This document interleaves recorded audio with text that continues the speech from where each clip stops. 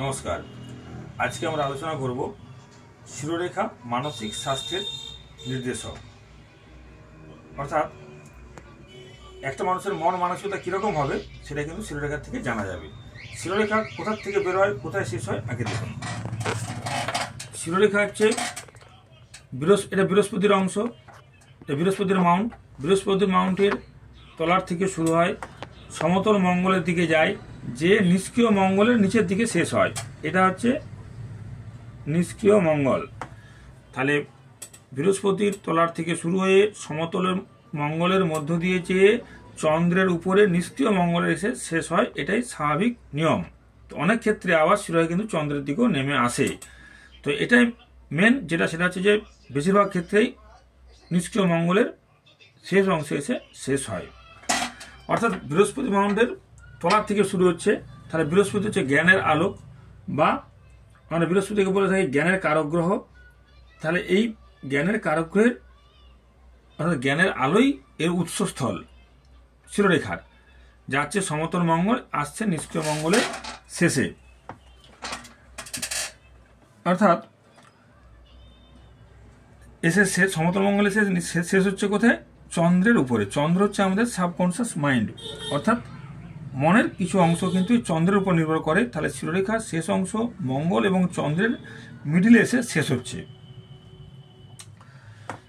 একটা সুন্দর, সব দিক থেকে সামঞ্জস্যপূর্ণ যদি শিরোরেখা হয়, সেটা সামান্য বেঁকে কিন্তু চন্দ্রের দিকেই আসে, এবং এটাই খুব ভালো। আর আমাদের আগের জন্মের যেসব চাওয়া পাওয়া থাকে সেগুলাই কিন্তু আবেগের দ্বারা পরিকল্পনা মাফিক ভোগ সুখগুলোকে পূর্ণ করার ক্ষেত্রে এই রেখাটার তাৎপর্য কিন্তু খুবই গুরুত্বপূর্ণ। অর্থাৎ এই রেখাটায় আমাদের সমস্ত রকম ব্রেনকে কিন্তু চালনা করে, বা ব্রেনের যেসব কাজকর্ম সেটা কিন্তু এই শিরোরেখার দ্বারাই পরিচালিত হয়। শুধুমাত্র পৃথিবীতে যেসব ভোগ সুখ আছে সেগুলোকে পাওয়ার জন্য আয়ুরেখার যথেষ্ট নয়। আয়ুরেখা হচ্ছে আমাদের দৈহিক শক্তি, সুতরাং আয়ুরেখা যথেষ্ট নয়। এর সঙ্গে কিন্তু বুদ্ধির প্রয়োজন, যেটা কিন্তু এই শিরোরেখা থেকে আসে। তো শিরোরেখা 4টা শ্রেণীর হাত হয় আমাদের: পৃথ্বী, জল, অগ্নি এবং বায়ু। এই 4টা হাতে কিরকম ফল দেয়? যদি পৃথ্বী শ্রেণীর হাত হয়, পৃথ্বী শ্রেণীর হাতে একটু কর্কশ টাইপের হয়। এই পৃথ্বী শ্রেণীর হাতে শিরোরেখা তেমন ভালো থাকে না। এই শিরোরেখাটা মোটামুটি অর্ধেকটা থাকে, বা পুরো ডিপ সুন্দর থাকে না। তো অ্যাকচুয়ালি যদি কমপ্লেক্স পৃথ্বী তলের হাত হয়, তাহলে কিন্তু শিরোরেখাটা কিছুটা ভালো দেখা যায়। তো পৃথ্বী করতলের হাত যদি হয় এবং হাতটা যদি নরম হয়, তাহলে শিরোরেখা যদি ঢালু হয়, তাহলে এটা কল্পনাপ্রবণ বেশি লক্ষ্য করা যায়। হাতটা নরম হবে, শিরোরেখা যদি ঢালু হয়ে নিচের দিকে চলে আসে পৃথ্বী করতলের নরম হাতে, তাহলে সেটা কিন্তু কল্পনা প্রবণতা বাড়িয়ে দেয়, বা মানুষের কল্পনা শক্তি বাড়িয়ে দেয়। এরা খুব ভালো মনের মানুষ হয়। এরা কোনো কাজ করে কিন্তু কল্পনা করে কোনো এরা কাজ করে না। এরা আনন্দ ফুর্তির মধ্যে থাকতে চায়, সবসময় আনন্দে থাকবো, ফুর্তি থাকবো, কিন্তু এরা পরিশ্রম করতে চাইবে না একদম। এরা কম খেটে বেশি রোজগারের চিন্তা ভাবনা করে, কিন্তু পরিশ্রম করার মানসিকতা এদের মধ্যে থাকে না। আবার যদি জল শ্রেণীর হাত হয়, জল শ্রেণীর হাতে শিরোরেখা কিন্তু বাস্তবসম্মত হয়, অর্থাৎ সঠিক ঠিকঠাক থাকে। শিরোরেখার কোনো শাখা রেখা যদি এরকম উপরের দিকে উঠে যায়, বা এরকম উপরের দিকে শিরোরেখার কোনো শাখা উপরের দিকে উঠে যায়, তবে তা সেই সব জাতকের মূল লক্ষ্যই হলো কিন্তু অর্থ রোজগার করা। যদি শিরোরেখার থেকে কোনো রেখা উপরের দিকে উঠে যায়, তাহলে এদের জাতকের লক্ষ্য হলো অর্থ রোজগার করা। আর শিরোরেখা যদি বেশি বেঁকে চন্দ্রের দিকে এরকম নেমে আসে, এবং সেই সঙ্গে যদি চন্দ্রের ক্ষেত্রটা যদি এরকম বড় হয়, শিরোরেখা যদি বেশি বেঁকে চন্দ্রের দিকে নেমে আসে জল শ্রেণীর হাতে, এবং চন্দ্রের ক্ষেত্রটা যদি বড় হয়, তাহলে, এবং করতলটা যদি বেশি নরম হয়, তাহলে জাতক প্রচুর পরিমাণে কল্পনা প্রবণ হবে, বেশি করে কল্পনা করতে ভালোবাসবে। এরা বাস্তব সম্পর্কে কিন্তু একেবারে অনভিজ্ঞ। এর সঙ্গে যদি বৃদ্ধাঙ্গুলটা আরো দুর্বল হয়ে পড়ে, তাহলে শিরোরেখা মানসিক দুর্বলতার প্রকাশ করে, এবং এইসব জাতক জাতিকা যে কোনো সময় কিন্তু আত্মহত্যাও করতে পারে। হাত নরম হবে, চন্দ্রের অংশ বড় হবে, শিরোরেখা চন্দ্রের সামনে এসে শেষ হবে, চন্দ্রের এসে শেষ হবে, এবং বৃদ্ধাঙ্গুলটা যদি নরম হয়, তাহলে এইসব জাতক জাতিকা যদি কোনো কারণে মনে জোর আঘাত পায়, তারা এরা কিন্তু আত্মহত্যাও কিন্তু পিছপা হয় না। জল করতলে সুন্দর সোজা শিরোরেখা থাকে এবং এর সঙ্গে করতলে যদি সব ঠিকঠাক থাকে, তাহলে এটা একটা সম্পদ স্বরূপ ধরা হয় এবং জাতক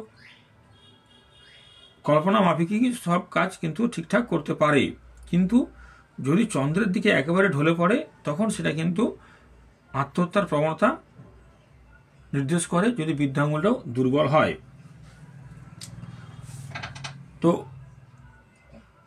অগ্নিকরতলে আবার আরেকটা শ্রেণীর হাত হচ্ছে অগ্নিকরতল। অগ্নিকরতলে যদি ঢালু শিরোরেখা দেখা যায়, তবে সেই ঢালু শিরোরেখা শিল্পকলা সৃষ্টির ক্ষেত্রে কিন্তু ভালো লক্ষণ বলে বিবেচনা করা হয়। শিরোরেখা যদি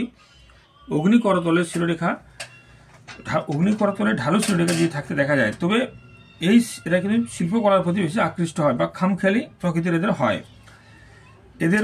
এরা প্রতিভাধর হলেও এরা কিন্তু বিভিন্ন প্রতিভা থাকবে, কিন্তু এরা রীতিনীতি মেনে চলতে চাইবে না। এরা সামাজিক বন্ধন কিন্তু মানে না। এরা সামান্য উত্তেজনার কারণেই কিন্তু বেশি উত্তেজিত হয়ে পড়ে বা বেশি রেগে যায় বলতে পারেন। এই সঙ্গে যদি বৃদ্ধাঙ্গুলি যদি দুর্বল হয়,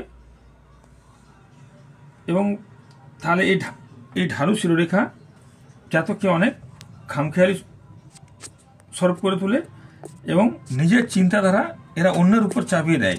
অগ্নিকরতলের ক্ষেত্রে দিয়ে নিজেদের তৃপ্তি লাভের চেষ্টা করে, যে নিজের চিন্তাধারা বা নিজের দোষ অন্যের ঘাড়ে চাপিয়ে দিয়ে এরা কিন্তু তৃপ্তি লাভের চেষ্টা করে। এরূপ শিরোরেখা স্বাস্থ্যের সপক্ষে কিন্তু অমঙ্গল সূচক, স্বাস্থ্য কিন্তু ভালো যায় না। অগ্নিকরতলে ঢালু শিরোরেখা তাহলে শিল্পকলা, গান বাজনা এইসবের কিন্তু সহায়ক হয়। এরা খামখেয়ালিপন্না হয়, এরা কোনো সামাজিক নিয়ম বন্ধন মেনে চলতে চায় না, সামান্য কারণেই কিন্তু এরা অতিরিক্ত রেগে যায়। আর এদের যেসব প্রতিভা থাকে সেগুলো খামখেয়ালি স্বরূপ হয়, নিজের দোষ অন্যের ঘাড়ে চাপিয়ে দিয়ে এরা কিন্তু যথেষ্ট শান্তি পায়। এরূপ শিরোরেখা কিন্তু স্বাস্থ্যের পক্ষে অমঙ্গল সূচক। আবার বায়ু করতলে সুন্দর শিরোরেখা থাকতে দেখা যায়। এরকম শিরোরেখা যদি ঢালু শিরোরেখা হয় দেখা যায়, তাতে সেরকম কোনো সমস্যা থাকে না। এরা বায়ু করতলের ক্ষেত্রেও এরা কিন্তু মানসিকভাবে একটু কি বলবো যে আবেগবহুল, বেশি আবেগে চলতে ভালোবাসে। এরা যে কোনো নতুন কিছু ভাবনা বা নতুন কিছু তৈরির ক্ষেত্রে, নতুন কিছু আবিষ্কারের ক্ষেত্রে কিন্তু এদের বিশেষ লক্ষ্য থাকে। যে কোনো কাজের মধ্যে নতুনত্ব ভাব এটা সবসময় লক্ষ্য করা যায়। তো এরকম বায়ু করতলে যদি কোনো ঢালু শিরোরেখা থাকে, তাহলে এদের জীবনে প্রতিষ্ঠা পেতে কিন্তু অনেকটা দেরি হয়। আবার অনেকের হাতে এরকম আঁকা মাঁকা শিরোরেখা দেখা যায়। তো এরা কাজকর্মের পক্ষে কিন্তু সহায়ক নয়। এই আঁকা বাঁকা শিরোরেখা কিন্তু কাজকর্মের পক্ষে সহায়ক যথেষ্ট নয়। আবার এটা হচ্ছে হৃদয়রেখা ও শিরোরেখার মধ্যে যদি ফাঁকটা স্বাভাবিক নয়, যদি খুব বেশি হয় বা শিরোরেখাটা খুব নিচে নেমে যায় বা হৃদয়রেখাটা খুব উপরে উঠে যায়, যদি সামঞ্জস্যহীন না হয়, স্বাভাবিক না থাকে, তাহলে এদের মন মানসিকতা একটু, আমরা এক কথায় বলি, ছোট মনের মানুষ হয়, বা এরা নিজেদের শুধু ভালোবাসে, এরা আত্মকেন্দ্রিক টাইপের হয়ে থাকে, বা এরা আত্মকেন্দ্রিক টাইপের হয়, বা শুধু নিজেকে ভালোবাসে। এরা কিন্তু পরের কথা কখনোই ভাবে না, যদি হৃদয়রেখার সঙ্গে শিরোরেখার গ্যাপটা যদি বেশি হয়।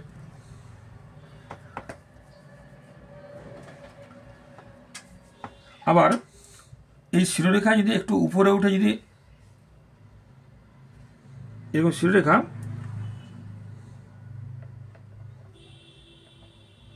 উপরে উঠে যদি আয়ুরেখাকে স্পর্শ না করে, শিরোরেখা উপরের দিকে উঠে যায়, যে আয়ুরেখাকে যদি স্পর্শ না করে, অনেকে দেখবেন আয়ুরেখা শিরোরেখা জড়িয়ে থাকে, এই আয়ুরেখাকে যদি শিরোরেখা না জড়িয়ে থাকে, এখানে যদি গ্যাপ থাকে, তাহলে এই ধরনের ব্যক্তিরা একটু স্বাধীন চেতা হয় বা একটু অহংকার টাইপেরও হয়ে থাকে। যদি আয়ুরেখা এবং আয়ুরেখা এবং শিরোরেখার মধ্যে গ্যাপ থাকে, তাহলে এই ব্যক্তিরা একটু স্বাধীন চেতা হয়। এরা লোকেরা যে যা বলবে, এরা কিন্তু নিজের মতোই চলবে এবং এরা খুব অহংকার টাইপেরও হয়ে থাকে। আবার শিরোরেখা যদি এরকম কাটা কাটা হয় বা একটু মোটা টাইপের হয় বা একটু শৃঙ্খলা টাইপের হয়, এই টাইপের হয়, বা অনেক সময় স্টার চিহ্ন থাকে, তাহলে এদের কিন্তু হঠাৎ করে মৃত্যু কিন্তু এদের হতে পারে। যদি এরকম স্টার চিহ্ন থাকে বা শিরোরেখায় ক্রস চিহ্ন থাকে বা শিরোরেখা গ্যাপ থাকে, তাহলে অনেক সময় এটা কিন্তু মৃত্যুর কারণ হয়েও কিন্তু দাঁড়ায়। আবার শিরোরেখাকে অনেক সময় দেখা যায় এরকম শুক্রের দিকে এসে ঢুকে গেছে, এরকম শিরোরেখা এসে শুক্রের দিকে ঢুকে গেছে, তাহলে এরকম শিরোরেখা যদি শুক্রের দিকে আসে, তাহলে শুক্রের যেসব গুণাবলী সেই গুণগুলো কিন্তু এই শিরোরেখার মধ্যে দিয়ে প্রতিফলিত হবে। তো শিরোরেখা যদি এই সময় ভেবে এরকম চন্দ্রের দিকে নেমে আসে, এরকম একটা চন্দ্রের স্থান, শিরোরেখা যদি নেমে চন্দ্রের দিকে নেমে আসে, যদি কেউ ভাবেন এরা সবসময় পাগল হয়, তাহলে কিন্তু ভুল। অনেক সুস্থ সবল মানুষ বা উচ্চপদস্থ অফিসার বা প্রতিষ্ঠিত মানুষের হাতেও কিন্তু এই ধরনের শিরোরেখা দেখা গেছে, যারা চন্দ্রের দিকে এসে ধার্মিক নিচের দিকে নেমে এসেছে। এরা কিন্তু কেউ কিন্তু পাগল হয়নি, বা এটা এই ঢালু শিরোরেখা থাকলেই চন্দ্রের দিকে নেমে আসলে যে পাগল হবে তার কোনো মানে নেই। এর সঙ্গে হাতের অন্যান্য উপাদানগুলোও দেখা প্রয়োজন আছে। তো বহু লোক বা বহু শিল্পীর হাতে এরকম শিরোরেখা কিন্তু দেখা গেছে।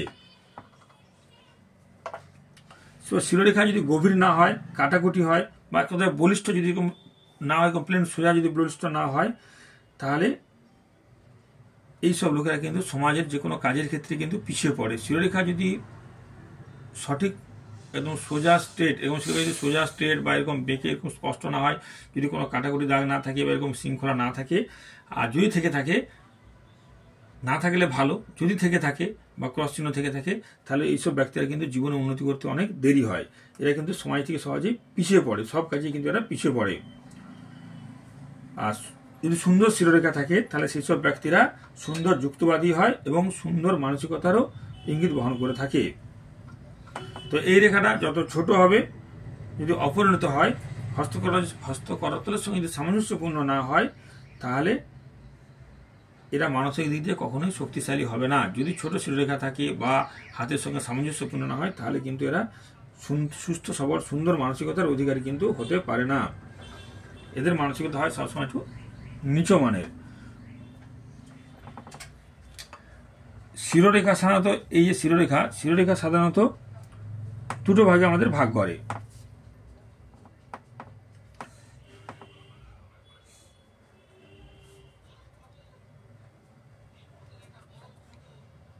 আবার চন্দ্রের শিরোরেখা যদি চন্দ্রের উপরের অংশে শিরোরেখা হয়েছে, তারা ধরে নিতে হবে এরা বাস্তব। যদি চন্দ্রের উপরেও যদি শিরোরেখা আসে, এরা কিন্তু অনেকটা বাস্তববাদী বা মানসিকতার লক্ষণ, সুস্থ মানসিকতার লক্ষণ হিসাবে ধরা হয়। শিরোরেখা শুরুতে যদি আয়ুরেখার সঙ্গে জুড়ে আলাদা থাকে, জাতকের মধ্যে উদার ভাব থাকে। যদি এরকম শিরোরেখা আসছে আর এরকম আয়ুরেখা আসছে, যদি এদের এখানে গ্যাপ থাকে, তাহলে এই ব্যক্তিরা একটু উদার মনের মানুষ হয় বা স্বাধীন চেতা হয়, কিন্তু উদার ভালো মানুষের মানুষ হয়। শিরোরেখা যত উপরের দিকে বৃহস্পতির দিকে উঠে যাবে, শিরোরেখা যত বৃহস্পতির দিকে উঠে যায়, তত এই ব্যক্তিরা ধর্মের প্রতি আকর্ষণ থাকে। কারণ বৃহস্পতি যে ধর্মের কারক গ্রহ, শিরোরেখা যত উপরের দিকে বৃহস্পতির দিকে থাকবে, তত সেই ব্যক্তি ধার্মিক মনোভাবাপন্ন হবে, আর যত নিচের দিকে থাকবে তত কিন্তু সে অধার্মিক হওয়ার সম্ভাবনা থাকবে। আবার শিরোরেখা অনেক সময়, এটা রবির ক্ষেত্র, রবি রেখা থেকে শিরোরেখা অনেক সময় রবির ক্ষেত্রে হৃদয়রেখা এসে মিলিত হয়। এরা কিন্তু ব্যক্তি এবং শিরোরেখা অনেক সময় এসে রবির ক্ষেত্রে হৃদয়রেখার সাথে মিলিত হয় বা রবি রেখার সঙ্গে মিলিত হয় যদি, তাহলে এই ব্যক্তিরা যথেষ্ট সৎ হয় এবং উদার মনের মানুষ হয়, বা খুব সমাজে মান সম্মানও পেয়ে থাকে, কারণ রবি হচ্ছে মান সম্মানের কারক গ্রহ। শিরোরেখায় যদি জব চিহ্ন থাকে, এরকম জব চিহ্ন থাকে যদি শিরোরেখার মধ্যে, তাহলে সেগুলো কিন্তু মানসিক কষ্ট বা মানসিক রোগের ইন্ডিকেট বহন করে থাকে।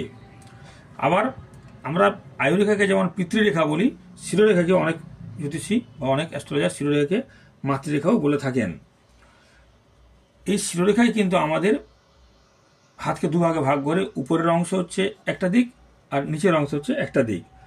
যেমন শিরোরেখার উপরের অংশ হচ্ছে মানসিক দিক বা আমাদের মনকে নির্দেশ করে, শিরোরেখার উপরের অংশ হচ্ছে মানসিক দিক অর্থাৎ মনকে নির্দেশ করে, আর শিরোরেখার নিচের অংশ হচ্ছে পার্থিব দিক। এরা হচ্ছে পার্থিব সুখের জন্য যেগুলো দরকার, সেগুলো কিন্তু আমরা শিরোরেখার নিচের অংশ থেকে পেয়ে থাকি। এইভাবে শিরোরেখা কতটা উপরে আছে কতটা নিচে আছে সেটাও কিন্তু বিচার করা প্রয়োজন। এটা হচ্ছে আমাদের মানসিক দিক, এটা হচ্ছে আমাদের পার্থিব দিক। শিরোরেখা যদি উপরের দিকে থাকে তাহলে মানসিকভাবে শক্তিশালী হবে, আর যদি নিচের দিকে নেমে থাকে তাহলে বাস্তববাদী হবে। এইভাবে শিরোরেখা আমাদের হস্তকরণকে দুভাগে ভাগ করে থাকে। এইভাবে আমরা শিরোরেখা দেখে বিভিন্ন রকম বিচার করে থাকি যে জাতক বা জাতিকা কীরকম মনের মানুষ হতে পারে। নমস্কার।